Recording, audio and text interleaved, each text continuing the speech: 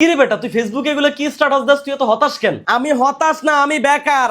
তো তুই বেকার কেন? চাকরি কর। চাকরিটা কি তোর বাপে দিব আমারে? মানে কি তুই এমনি কথা কইতেছিস কেন? তো কেমনে কামু? সরকারি চাকরির জন্য চেষ্টা করতে করতে সরকারি চাকরি বয়স শেষ করে ফেলাইছি, এখনো আমার চাকরি হয় না। এখন জিজ্ঞাসা কর কেন হয় না?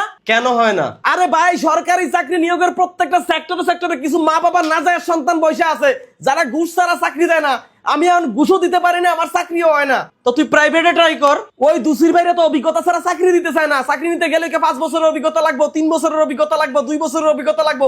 আরে ভাই, তোরা যদি আমার চাকরিটা করার সুযোগ না দেস, আমি অভিজ্ঞতাটা আনবো কই দিয়া? হোগা দিয়া? থাক, মন খারাপ করিস না, একটা না একটা কিছু হয়ে যাবে ইনশাল্লাহ। বারাটা হইব আমার, এই পৃথিবী আমার অনুকূলে নাই।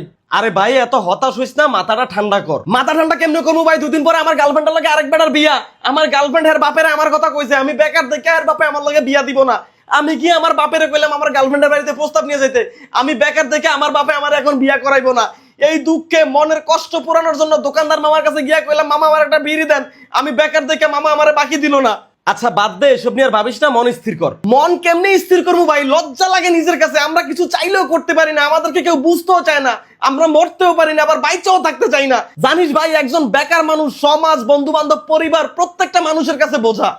আমাদের দেশে বেকারত্ব বাড়ার কারণ কি জানেন? আমরা শুধু চাকুরির জন্য পড়াশোনা করি, আর আমরা যে কোনো কাজকে ছোট করে দেখি। অথচ উচ্চশিক্ষিত হয়ে লাখ টাকা খরচ করে বিদেশে গিয়ে আমরা লেবারের কাজ করি।